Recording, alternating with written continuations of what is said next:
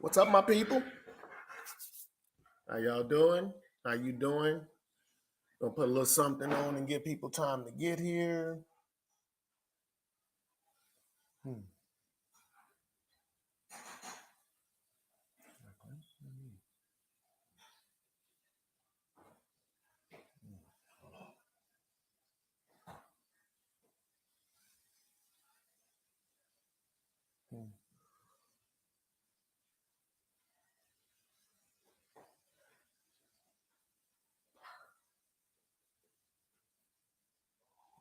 Go and let's see what we doing today. Beautiful. That's beautiful. Oh, that's beautiful.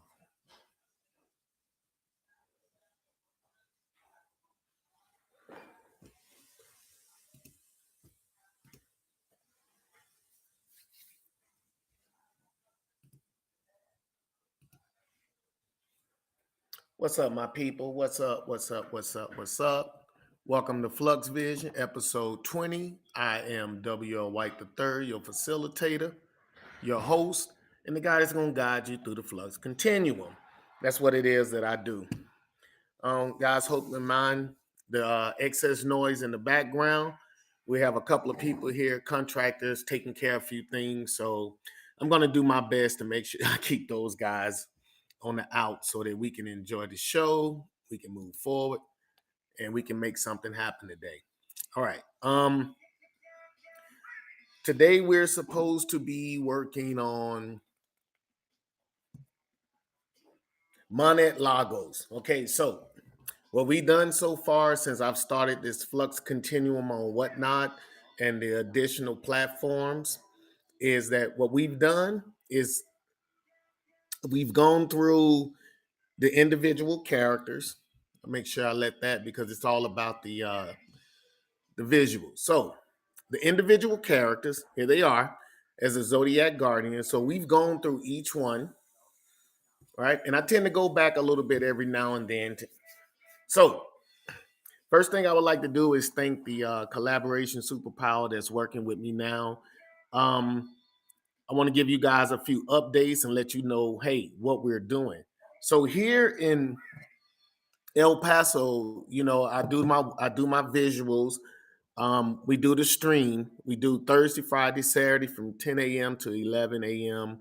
And if it goes over there, it just depends on what's going on. Like if it's a rally week or something or a prize week, we might go over. So what I want to bring to you your attention though, what we've been doing is with the collaboration superpower, Miss Alexis McCrae and Mr. Wasenki Bamende. So they are basically a collaboration superpower, one for mental illness and one is a chief abundance consultant.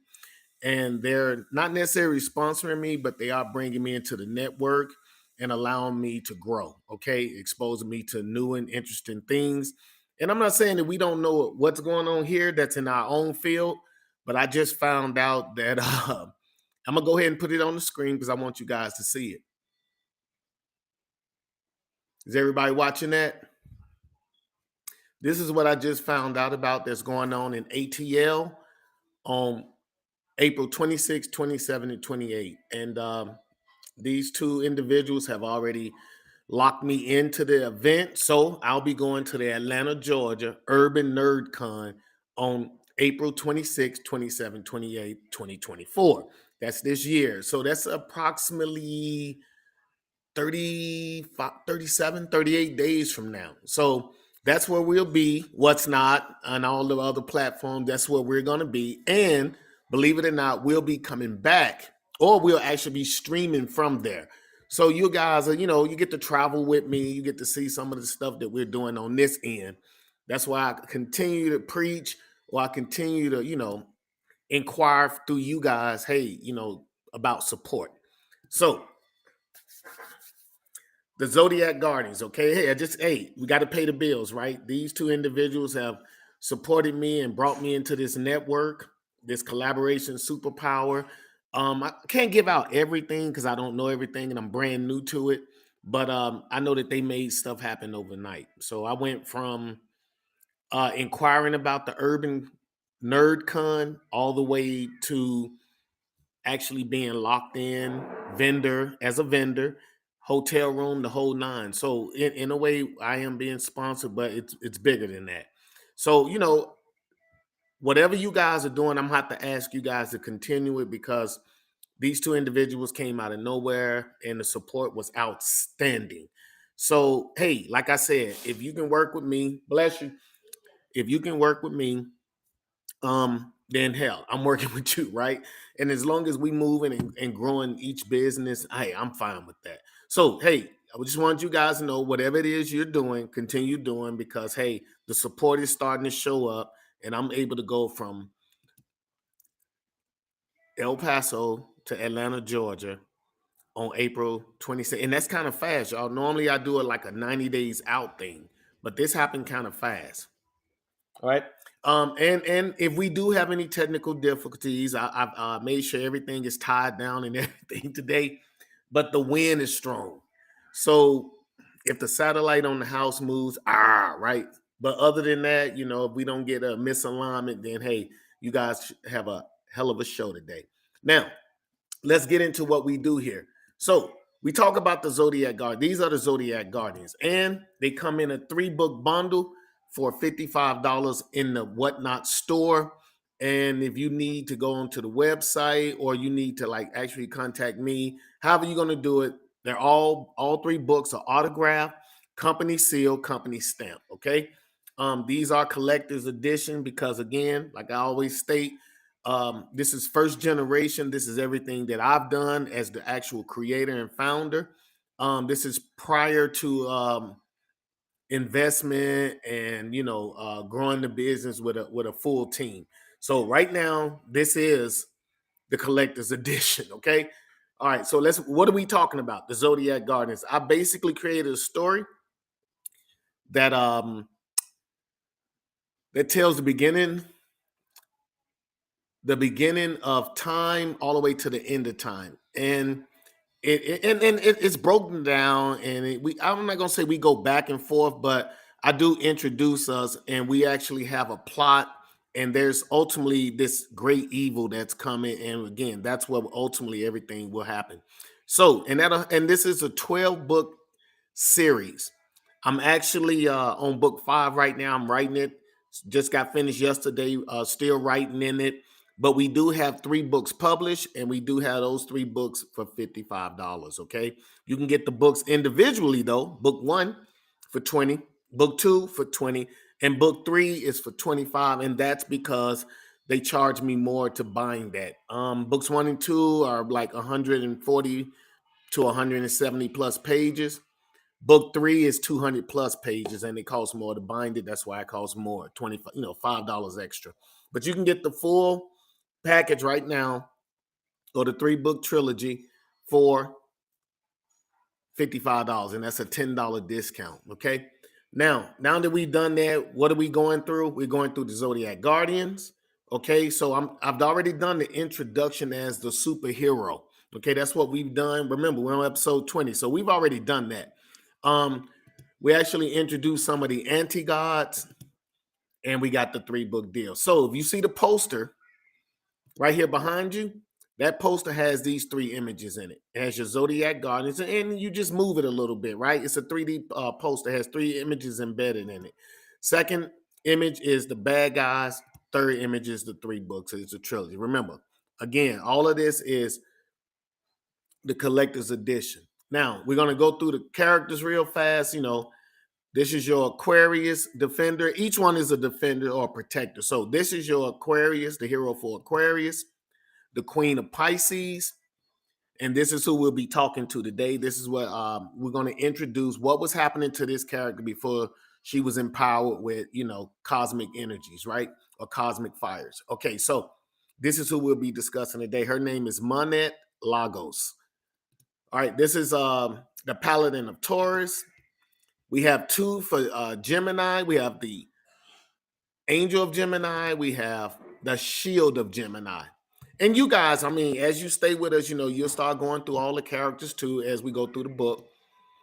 This is the Shepherd of Leo. So all you Leos out there. This is the defender of Virgo, the sentinel of Libra, the savior of Scorpio, heir to Sagittarius, and the aegis of Capricorn. These are the individual characters that are the Zodiac Garden. These are the people that we'll be introducing over the next so many weeks, okay? After that, by the time we get to book 3, then that's when we'll do the bad guys. And that'll be these guys right here. The dark matter anti-gods and the 7 deadly sins, okay? So they are the actual antagonists throughout the entire book. I want it on the cosmic level, a lot of abilities, so we can bring multiversal, omniversal, and all of those things. I want to tell other than earthly stories. Yes, Earth is at the center of this entire story, but at the same time, we have to go to other worlds to beat down. Okay. All right, yo guys. So, and you can get this Zodiac poster for $10. I will put it out there. I keep stating that. But again, hey, like I said, I'm doing most of the work. So, guys, please stick by me. Stick by me. Stick by me. All right. So what we're going to do is I'm going to bring up the nope, I'm not going to do that. First, what I'm going to do is I'm going to put my Comic Con jingle on. Okay, because again, I liked it. I put the time and energy into it, and I want you guys to be able to, hear it. So here we go with the Zodiac Guardians jingle. And after that, we'll come back and we'll play the Monet Lagos video so you guys will have an insight on what's going on in the book. And then I'll tell you about my inspiration and everything and how, when I was down in Panama, how, the Latina traditions influenced me a little bit. I like what I saw down there. It was a lot of humility and we're humble down there. But anyway, we'll get to that, okay? So here we go.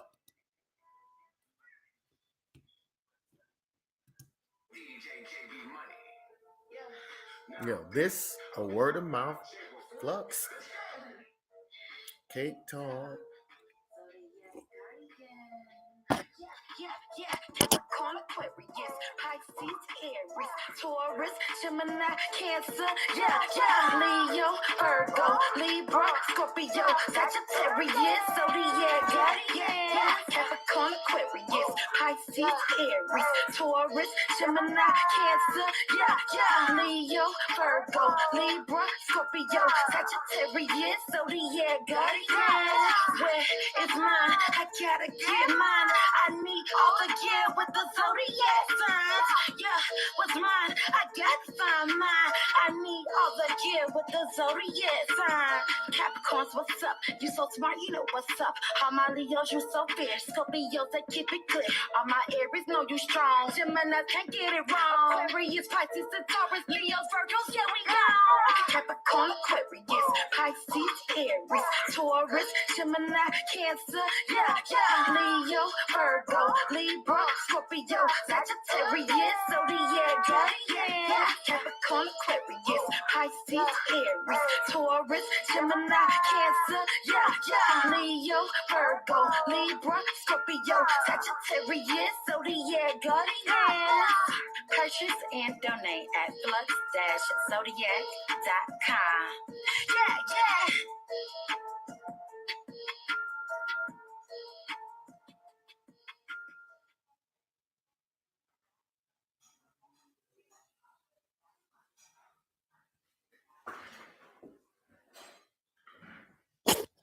Okay, so let me bring up this video for Monet Lagos.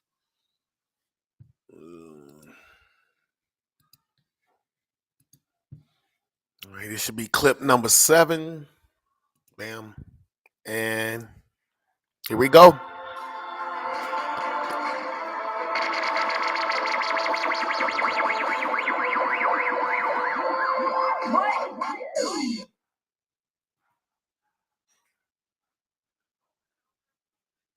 Monet Lagos, Amazon Forest Biometrics Facility, South Manaus, Brazil.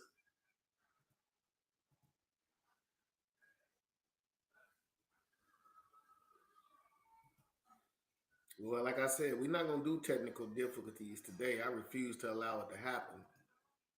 Okay? So we're going to put this video on and let you guys get it from the beginning and I'll be back. Number 7. Here we go.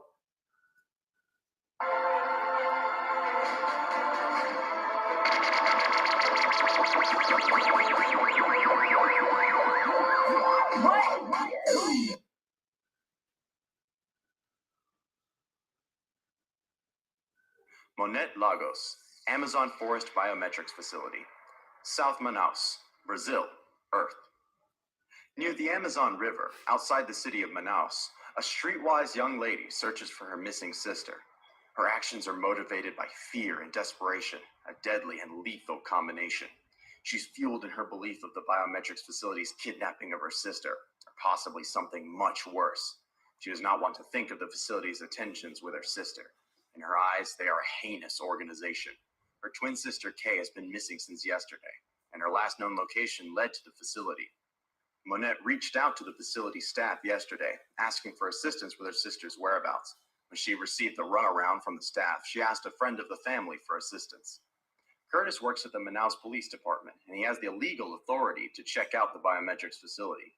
Curtis came up empty-handed and informed Monette that a facility-wide system reboot was conveniently scheduled during Kay's visit. The video feed shows Kay approaching the building, then there's a system reboot. There is no evidence of her actually entering the facility. The biometrics facility previously posted several new job openings on their website. Kay's childhood dreams were coming true. She spent years waiting for an opportunity to interview at the facility. Monette was on the phone when she arrived. They were arguing about the rent. Kay was upset about repeatedly having to cover Monette's half of the rent and felt Monette was unappreciative. There were some things said between them that Monette wishes would have played out a little different. Shortly after Kay ended their phone call, Monette experienced a feeling that something was wrong. The feeling something bad happened evolved into an anxiety attack. The emphatic connection shared by some twins kicked in, causing Monette a painful psychic feedback. She experienced continuous visions of her sister's terrifying abduction.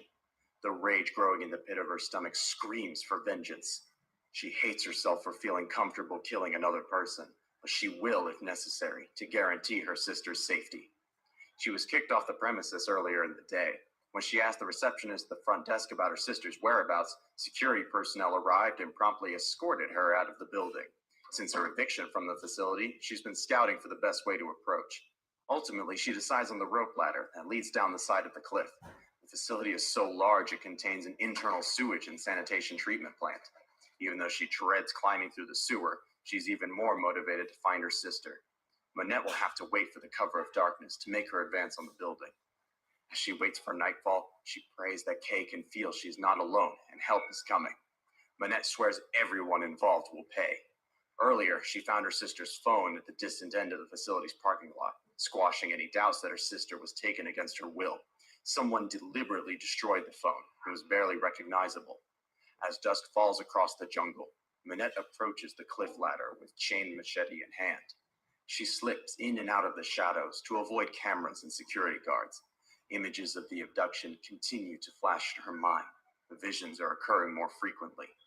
She scales down the ladder until it comes to a sewage pipeline that extends over the river. Quickly, she slips into the pipeline and navigates her way into the lower levels of the treatment plant. Monette's upbringing in Brazil has made her cunning and guile. She is fearless and doesn't scare easily. The facility also contains an independent hydroelectric substation. It connects to the biometric facility on a level below the sewage system. She finds a hard hat in the spillway and sheathes her chain machete to a strap on her back. Once she crosses the spillway, she can hear people talking. Monette stays in the shadows, slowly making her way to a substation office. More images of her sister flood her mind. Kay struggles in a small, dark place. Monette stops and takes a moment to gather herself, suddenly feeling overwhelmed and out of breath. A skeleton crew is manning the electrical grid section of the facility tonight. She finds an unoccupied office and quickly puts her skills to work. She isn't the greatest hacker, but she knows her way around a computer.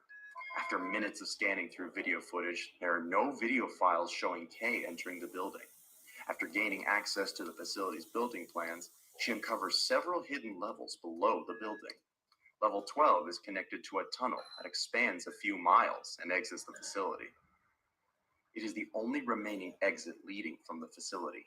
Monette downloads a quick copy of the facility's floor plans and leaves in a hurry. The tunnel is well lit and wide enough for two-lane traffic to travel through. Huge stacked crates and vehicles line both walls. The tunnel curves a few times as Monette travels to the distant exit. Monette manages to go unseen until she nears the entrance of the tunnel. A group of men loading a vehicle spot Monette attempting to slip past them. They immediately chase her, and she is soon cornered. As the four men surround her, she unsheathes the machete. With a flick of her wrist, the chain is connected as Monette braces herself for battle. She cautiously twirls the machete at her side. One of the men steps forward and begins to speak. "Drop the blade," he demands, and fires a few warning shots at her feet. Another man demands answers in an aggressive voice. "How did you escape?" Manette knew in that moment that these are the men that abducted her sister. Her anger swells so fast it takes on a life of its own. Manette takes a deep breath and waits for a moment to strike.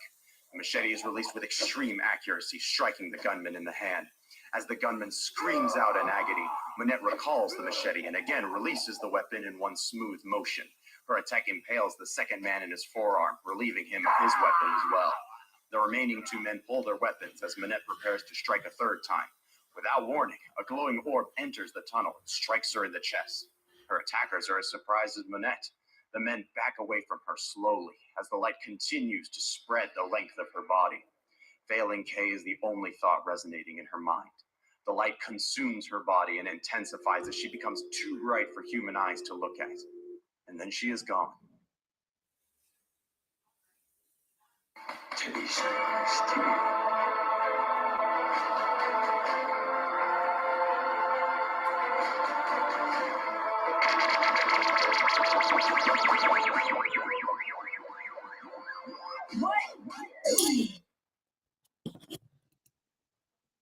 Yeah, we back, y'all. And so again, I'm here to take questions now, you guys. I've pretty much been here for a minute. I've got a little comfortable. I can see when a few people are joining, you know what I mean? I kind of know where things are. Um, I kind of know what things are in my little neck of the woods right now, my little station, okay? So Monette Lagos. So you got any questions? You want to know why the characters were made? You want to know what motivated me? You want to know where the story's going? I can give you a little insight, okay? So again, we're here for the 3 books, okay? This is the trilogy right now. It'll be a total of 12 books. I'm on number 5. It's a 12-book series, and it's about the Zodiac Guardians. The story is an ongoing story, which means we don't give you so much of the story and then it's stop and there's a lag or years pass by. No. Each book is one long giant story. That's what it is. And instead of me writing 12 books and attempting to sell it, I broke it down into 12 individual books based off the different characters. And, it's because it's been thought out. It's been thought out. I projected out on each book what's going to be written in it, who's going to be revealed, who's going to be fighting. I know everything, okay? All right, so let's get to it while we're here. Today, we are talking about Monette Lagos and where she stays at. I wish I had better visuals when it came to this. And when I say that, I'm stating like my Google map. So you guys could actually see like, oh, she's from Manaus. Like I actually put a little work into figuring out who this woman is and where she's going to be. This is who she is. Okay, so she's the fiery hothead, as you notice. She has a twin. Her twin is, I don't know. I don't want. Really don't know how to be distinctive. They just say both twins are two sides of the same coin, but they have an understanding. No, nothing can come between them. Something to that effect, right? So you have, I guess, a cool, and then a nerdy, or um, you guys use other terms. Let me see. Can I come up with the term? I can't come up with the term. So I've been told that I'm what's the term? I can't remember the two terms, but one means that you're introvert, extrovert. So that's where I was trying to go. So one of the twins are introvert, one of the twins are extrovert. Um, Monette just happens to be, I'm gonna say, the extrovert, because her sister's more of an introvert. Kind of ambitious, and she wants to do something that along the lines of not so much as 9 to 5 job, but something that's more structured. Monette is more of the wild card out of the twins. The extrovert, the one that she's more like a get up and go. I can blow up today, I can blow up tomorrow, but the point is to still blow up, right? So that's kind of how she is. That's the mentality anyway. All right. And they get into it, and I guess I wanted to talk about siblings, and that's how it is sometimes with siblings, because I actually went through that with my sibling a long time ago when it came to money. And it's about paying the bills, making sure the debt gets paid. And again, like, one of the twins is structured, Kay. She's more structured, so she needs everything to work the way it's supposed to. Like, we pay the bills every month, da da da da. And Monette is like, hell, I'm gonna get you the money, right? I'm gonna get it when I can. So Monette, but at the same time, even though she understands the disappointing her sister, she still believes that she can make it up. Now the thing is, her sister comes up missing, and she goes and inquires about it from the biometrics facility. And I did that for a reason. You guys, later you'll find out why. But the biometrics facility, and she goes there and she inquires about her sister, and she wondered, hey, what's going on, y'all? Where is my sister? Um, and then you got these people acting like we haven't seen your sister. Now remember, they're twins, and the twins showed up. Kay shows up for a job opportunity, and you telling me you didn't see me here earlier? Now I can understand. And she said, like, I'm a twin. Like, my sister looks like me, so you definitely saw me earlier. That's kind of how in her mentality is like, they're lying. They're like, yeah, I should at least look familiar to you, right? It all happened on the same day. So anyway, long story short, she keeps pushing at the people, and then of course they call security, right? Security, and security comes through, wrecking shop. They drag out the building.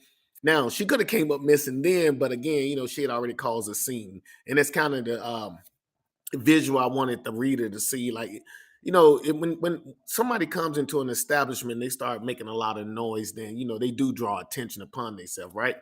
um Now, we wasn't in today's day and age. Remember, y'all, I started writing this book back in like 2011, and again, I'm a little older, so I wasn't at the time picking my phone up showing everything, but that can always be inclusive, right? But people could have picked up their phone, so they definitely don't want to have her come up missing and everything. They only want to remove her from the establishment. So after Monette is removed from the establishment, in her mind, she can't let it go. Now, I've heard that twins go through something. Sometimes twins have a secret language, a secret code. They have something that the two twins, and I don't have a twin, so I don't know, right? I can hypothesize all I want to, but I can't like actually set in stone and say, yes, this is true. But I've heard it. Twins have a bond that most people probably would never understand. So they have like their own unseen language or secret, whatever. And so what I stated was they have an empathic thing going on. Like, if something, it's almost like a mother.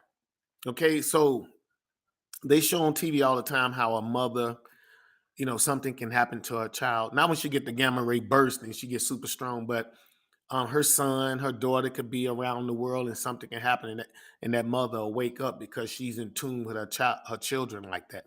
So that's the empathic um, connection I was talking about when I referred to Kay and Monette. So Monette is going through anxiety and stuff because it's almost like she can visualize what her sister is going through. Like, she's getting flashes of what happened to her sister. So that forces her and pushes her past what she would normally probably do. So instead of like following somebody from the establishment, the biometrics facility, and all of that, she thinks, hey, why don't I go even further? So now she's doing some, I want to call it evil Knievel, because I don't know if y'all know who that is. It's back in the day, right, when I was growing up. But she's doing some what's your man Tom Cruise from Mission Impossible, right? So she all down in the sewage, the hydro plant. She's sneaking in offices. But she's technically being drawn to her sister.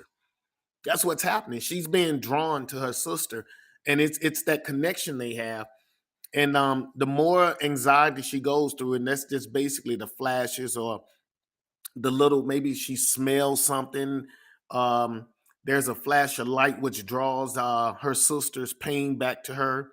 And what she does is she creeps through, she goes into one of the offices. She actually gets to see a diagram, or you can say a layout of the full biometrics facility. And I mean, if you think about it, it does kind of to have a secret level 13 would have how many levels? Yeah, I always have to check the source material, y'all. I have to go through the books all the time. Level 12 to a oh yeah, so level 12, if you look at the diagram, it's a mental, y'all. You got to have a visual. And level 12, there's a long tube, or to her it looks like a tube, but there's a long opening that leads maybe a couple of miles from the actual biometrics facility. And this is how they, and basically, y'all, I'm hitting on sex trafficking, okay? If you didn't know, because again, there's so many things happening in the world. I just felt like we should hit on it. Now, I didn't stay there because again, that would be the individual story. If you told about her, and we was doing her own series, Monette's, with her twin sister, then we would definitely deep dive into everything that's transpiring. But we're not doing that. We're only hitting on certain things. So remember, it's only 12 books. It's not like it's 80 books. It's 12 books. And there's so much more that has to come. But I do give you a principle of letting you know what it is that she's going through. You know that something is happening to her sister. You know that she's dealing with anxiety right now. You know that she's being pushed further and further to go to do whatever it takes to find her sister. And like I said, when she was in the office, she sees the diagram and she decides to travel to the 12th floor sub level, the 12th sub level. And once she gets down there, always trying to stay in the dark and everything. Long story short, one of the men see her, and they immediately give it up once they see her. They say, "Hey, I thought she was trapped." So immediately, again, when you're dealing with twins, they already thought they had caught her. So to see her out, they immediately attack her again. And the good thing is she's a little different. Okay, she's a little different because she's a fighter. Remember, extrovert, right? She has a machete that she runs around with, and if you knew where she was from, she's from South Manaus, Brazil. So where she's from, she's connected to the Amazon jungle. It's like the Amazon, the Amazon, the Amazon jungle surrounds the city that she lives in. So basically, it's like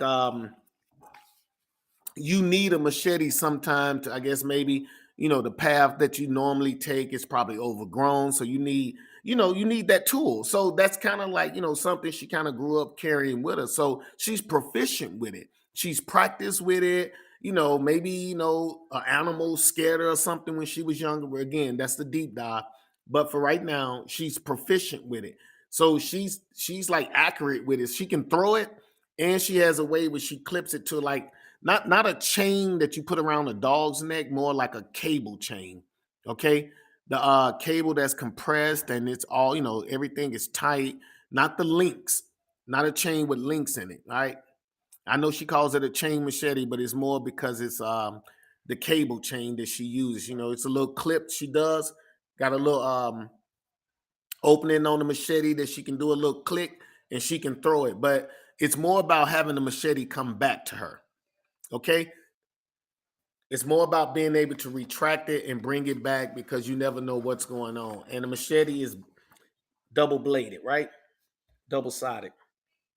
So anyway, the two guys attack her. She ends up taking one of them out, incapacitating his shooting arm or shooting hand. Right, the machete goes through his forearm, And while she's trying to fight the other guy, I think she incapacitates him too. But again, somebody's throwing a machete that they can whip back, right? With a cable. And yeah, she impales the second man in his forearm.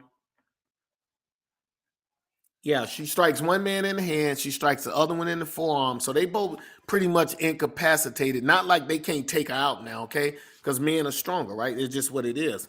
But they're like in pain, they're going through something, and she thinks she got the best of them, and she's struck with one of the ceremonial orbs. Okay. And once she's struck with the ceremonial orb, she's overtaken by light. So if you look at the story so far, there's gonna be a lot of stuff that's happening along this way. So you got to be able to keep up. Remember, I say if you go back in the day, like pre-code, we had a song out 0 to 100 real quick. I think it was made by Drake. And that's how, you look at how I write about maybe 75%. I keep the up tempo. Right now, we're just going through the introduction and we still keeping it, jazzy. There's still things going on in people's lives. So we started off with Dr. Afanasy Sidorov, and he was in space. He got struck by an orb. So he was the first one to get hit by an orb, and he's the one that believes it's his fault. Okay. Then I jumped to the Reaper to show you the scale of how in depth this story is going to be, or how epic the story is going to be. Okay. So if you guys take a look, I might as well show you the other. Let's hide that. There we go. So if you take a look at how epic the story is, book 1, 2, and 3, even in the introductions, I'm letting you know the scope of what you're going to deal with. I don't do a lot of hiding. Maybe that's something that script writers do. They do a lot of moving the story around to make the impact a little different. I have so much data or so much of the story I need to put down. It's like 12 books. I have to squeeze everything into the 12 book. That's how in-depth this story is. And remember, y'all, I started writing this story after I started enduring my near-death experience. And I don't know about you guys, but when you're dying and you're dying, everything's almost seems like it slows down to a microsecond. And it's all about, what have you done with your life? So when you start, I guess, doing what God put you here to do, you actually put true work into it. So I couldn't tell this story across 5 or 6 books. It's too in depth. So I actually had to I had to do research and everything. That's why, again, y'all, I put this out already in my earlier episodes, but this is where we're going. So the reason I let the Reaper, and the Reaper is one of the horsemen of apocalypse, right? They say death is one of the horsemen of apocalypse. It actually says it in the scripture. I saw him on a pale horse. Matter of fact, I think I got a book here. My brother-in-law gave me to me about a pale horse, and death sits on that pale horse. Okay. So I wanted you guys to see how epic the story is. We started with humans, and then we went all the way to the horsemen of apocalypse. Okay, just to show you how vast the story is. So I have to connect that somewhere along the way in these 12 books, and it is coming. Okay, because the people I introduce in the books, they actually play a part throughout the entire story. Okay. The innumerable. So I was telling you about a race of people that are going to basically be the antagonizers for book 1 and book 2. So we went through that. So not only did we go human, we went to the horseman of apocalypse, death, and then we revert back to the antagonizers that's from another planet. So again, I want you guys to see how vast the story is, and that's why I jumped in the first few, and then we settle down with the humans to give you an inkling of, hey, how does Earth play a part? And here we go. So after we get through with the innumerable, we come back to Earth. So Afanasy Sidorov, Dr. Afanasy Sidorov, up in space, already got hit by an orb. He was the first one. And then Den Han from Ningbo, China, he gets hit by an orb, right? Then Tholen Liebenberg from Rustenburg, Johannesburg, South Africa, he gets hit with an orb, okay? Then we have Eloise Rothstein from Stuttgart, Germany. She gets hit with an orb. And you guys know it's 12 zodiacs, right? So I'm letting you know that this is the introduction that we're doing. We're letting you know all these characters who got hit. And then today, Monet Lagos, she gets hit by an orb. Okay. So we still got a couple more people to go through who gonna get hit by orbs. Or we got a couple more, and we got even better than just orbs, right? Everybody doesn't have their abilities the same way. And I already told you guys that we do have Alpha Guardians. So when we finally hit those Alpha Guardian stuff will be happening, okay? But that means those are the guys who are already doing it. What you're doing in the first book, you're basically getting your origin story of the Zodiac Guardians, okay? That's kind of what it is you're getting. You're getting and I felt like it was necessary to put that out, okay? Again, y'all, I keep saying that I do this. I'm an in-depth person. I eat, breathe, and sleep this. This is all I do, really. This is what it is I do. Okay, that's where we at today. Monet Lagos. You see that she's a fighter, she's a scrapper. And she's willing to do whatever it takes to save her sister, and maybe that'll dwindle down to others as we go. I'm not sure. All right, but again, we at 10:40. I want you guys to remember that April 26, 27, 28. So look, if you guys want to donate, check me out at the top. Okay, check me out at the top if you want to donate. I have my Cash App up there. You got my website, because I am getting ready to travel. I'm about to go abroad, right? I'm about to go down to ATL, or yeah. We in Texas. Go over to ATL, right? They lateral to us pretty much. Because I'm in El Paso, Texas. So I'll be traveling on the 25th, I think. Take about 20 some hours to get there, maybe early in the morning, so I can get there on the night of the 25th. So I might travel early, late on the 24th. The point is, I'll be in Atlanta, Georgia at the Urban Nerd Con in Atlanta, Georgia for 3 days, 26, 27, 28. I've already been informed, because again, the collaboration superpower already plugged me in. They told me and gave me little info. We have I think a couple of schools that are being allowed to come. There's a few things coming, so they want us to make sure we sell a few things cheap. Like I do have stickers. We actually have wristband, not wristband. What do you call them? Bracelets. We have things that we can sell cheap. Okay, like I said, I will continue to add more and more things to the store. But for right now, I just felt like you guys had to hear what was going on, how we moving forward. I'm going to take you guys with me. I've already been told that they're going to have power. So if you on Instagram, X, or LinkedIn, I'm unsure, okay, because I still haven't talked to the main guy. His name is Mr. Evans, Roy Evans, and he is the director and the one that's running the Urban Nerd Con in Atlanta, Georgia. So if you follow us and you do what we do, y'all can check them out. This is what the website looks like on my phone anyway, and I wanted to use that because of the picture. But hey, this is what we're doing. This is where I'll be at. For Instagram, well, correction, for Whatnot, Facebook, and what's the other one? Facebook and YouTube. I will actually be taking you guys with me because I can do it from my phone. So you guys will actually be there with me in Atlanta, Georgia. If they have the proper and I think they're gonna have Wi-Fi because it'll be at a hotel. Now, I'm still gathering information, but I already know that I have room already set aside. My vendor fees have already been paid because the collaboration superpower, which includes Miss Alexis McCrae and Mr. Wasinki Baminde. Okay, Miss McCrae is a mental illness. That's what she works with, right? She works about minimizing the trauma that so many of us deal with daily in the world, that it just seemed like structure is basically gone, right? And then we have Mr. Wasinki, or Mr. Baminde, who's the chief abundance consultant. Now I know he doesn't pretty much like it when I say it, but to me he's a debt doctor. He's a guy, you have so many people say, hey, let's fix your finances, and then you go and get some type of consolidated loan. That's that. I could have did that myself, but he's a guy that teaches you how to invest in certain things, and the small things, right? That ultimately, they grow.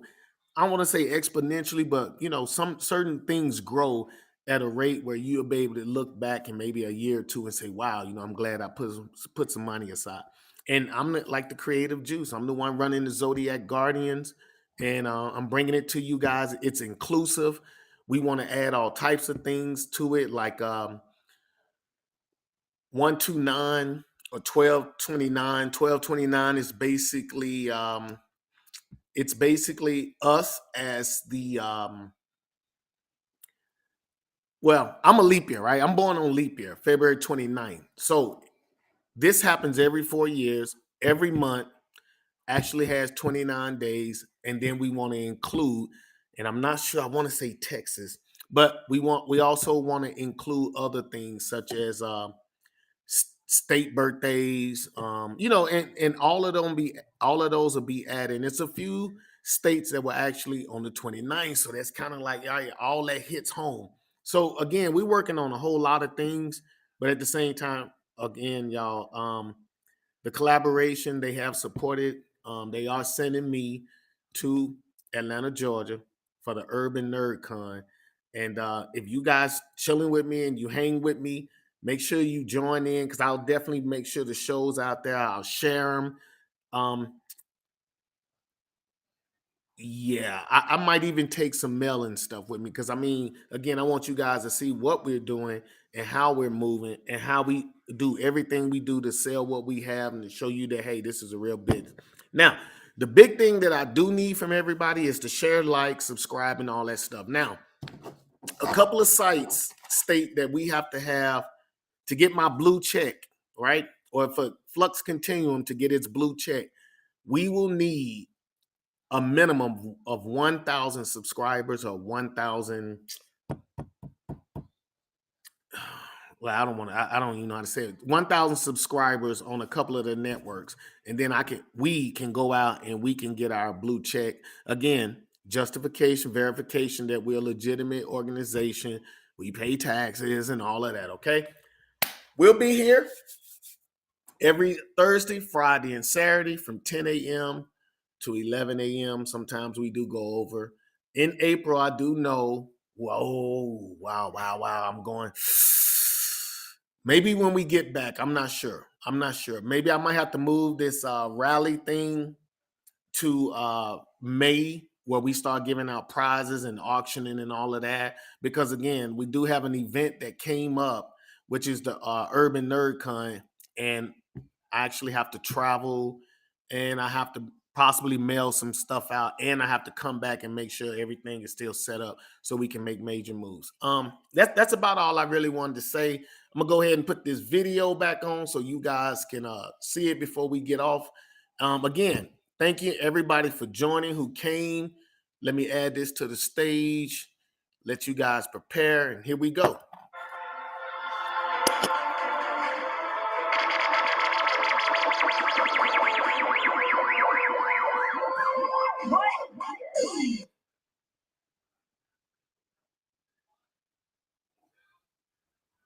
Monet Lagos, Amazon Forest Biometrics Facility. South Manaus, Brazil, Earth. Near the Amazon River, outside the city of Manaus, a streetwise young lady searches for her missing sister. Her actions are motivated by fear and desperation, a deadly and lethal combination.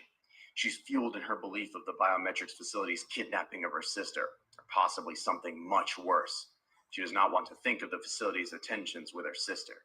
In her eyes, they are a heinous organization. Her twin sister Kay has been missing since yesterday, and her last known location led to the facility. Monette reached out to the facility staff yesterday, asking for assistance with her sister's whereabouts. When she received the runaround from the staff, she asked a friend of the family for assistance. Curtis works at the Manaus Police Department, and he has the legal authority to check out the biometrics facility. Curtis came up empty-handed and informed Monette that a facility-wide system reboot was conveniently scheduled during Kay's visit. The video feed shows Kay approaching the building, then there's a system reboot. There is no evidence of her actually entering the facility. The biometrics facility previously posted several new job openings on their website. Kay's childhood dreams were coming true. She spent years waiting for an opportunity to interview at the facility. Manette was on the phone when she arrived. They were arguing about the rent. Kay was upset about repeatedly having to cover Manette's half of the rent and felt Manette was unappreciative. There were some things said between them that Manette wishes would have played out a little different. Shortly after Kay ended their phone call, Manette experienced a feeling that something was wrong. The feeling something bad happened evolved into an anxiety attack. The emphatic connection shared by some twins kicked in, causing Manette a painful psychic feedback. She experienced continuous visions of her sister's terrifying abduction. The rage growing in the pit of her stomach screams for vengeance. She hates herself for feeling comfortable killing another person, but she will if necessary to guarantee her sister's safety. She was kicked off the premises earlier in the day. When she asked the receptionist at the front desk about her sister's whereabouts, security personnel arrived and promptly escorted her out of the building. Since her eviction from the facility, she's been scouting for the best way to approach. Ultimately, she decides on the rope ladder that leads down the side of the cliff. The facility is so large it contains an internal sewage and sanitation treatment plant. Even though she dreads climbing through the sewer, she's even more motivated to find her sister. Manette will have to wait for the cover of darkness to make her advance on the building. As she waits for nightfall, she prays that Kay can feel she's not alone and help is coming. Manette swears everyone involved will pay. Earlier, she found her sister's phone at the distant end of the facility's parking lot, squashing any doubts that her sister was taken against her will. Someone deliberately destroyed the phone. It was barely recognizable. As dusk falls across the jungle, Manette approaches the cliff ladder with chain machete in hand. She slips in and out of the shadows to avoid cameras and security guards. Images of the abduction continue to flash to her mind. The visions are occurring more frequently. She scales down the ladder until it comes to a sewage pipeline that extends over the river. Quickly, she slips into the pipeline and navigates her way into the lower levels of the treatment plant. Manette's upbringing in Brazil has made her cunning and guile. She is fearless and doesn't scare easily. The facility also contains an independent hydroelectric substation. It connects to the biometric facility on the level below the sewage system.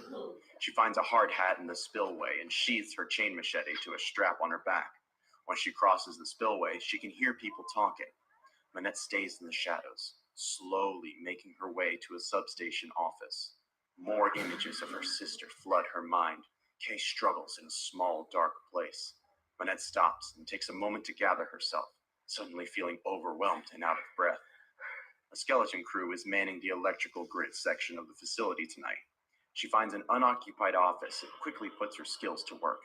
She isn't the greatest hacker, but she knows her way around a computer. After minutes of scanning through video footage, there are no video files showing Kay entering the building. After gaining access to the facility's building plans, she uncovers several hidden levels below the building. Level 12 is connected to a tunnel that expands a few miles and exits the facility. It is the only remaining exit leading from the facility. Manette downloads a quick copy of the facility's floor plans and leaves in a hurry.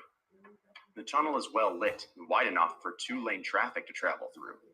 Huge stacked crates and vehicles line both walls. The tunnel curves a few times as Manette travels to the distant exit. Manette manages to go unseen until she nears the entrance of the tunnel. A group of men loading a vehicle spot Manette attempting to slip past them. They immediately chase her, and she is soon cornered. As the four men surround her, she unsheathes the machete. With a flick of her wrist, the chain is connected as Manette braces herself for battle. She cautiously twirls the machete at her side. One of the men steps forward and begins to speak. "Drop the blade," he demands, and fires a few warning shots at her feet. Another man demands answers in an aggressive voice. "How did you escape?" Manette knew in that moment that these are the men that abducted her sister. Her anger swells so fast it takes on a life of its own.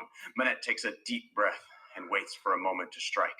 The machete is released with extreme accuracy, striking the gunman in the hand. As the gunman screams out in agony, Manette recalls the machete and again releases the weapon in one smooth motion. Her attack impales the second man in his forearm, relieving him of his weapon as well. The remaining two men pull their weapons as Manette prepares to strike a third time.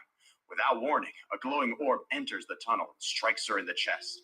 Her attackers are as surprised as Manette. The men back away from her slowly as the light continues to spread the length of her body.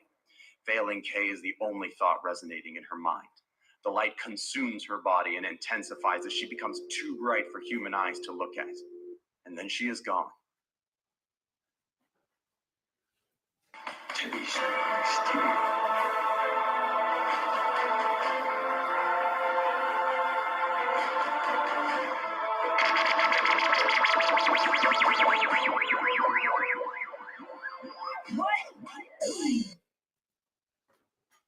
Okay, y'all. That's pretty much it. Anybody got any questions they want to ask? Got any inquiries? Anything that stimulates you? Anything that jumps out at you? You guys can at any time, put your questions in. Like I said, I am getting a little bit better.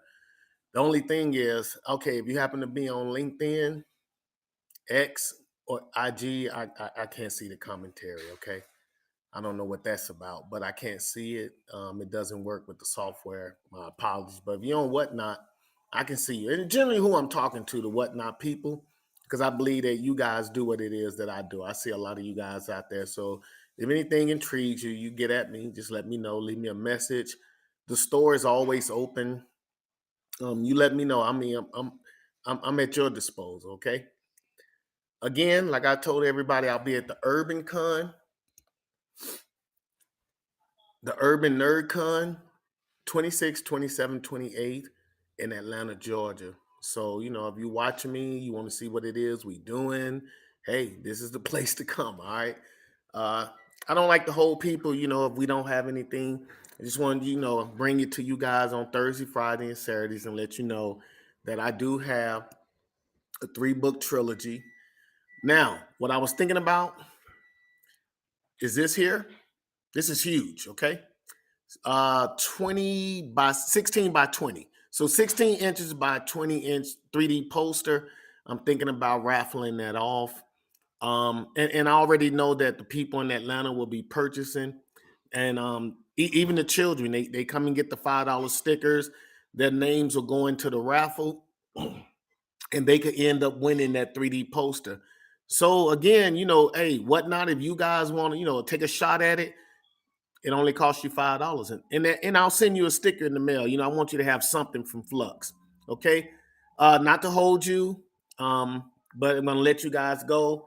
Check out the store. We got all the stickers there.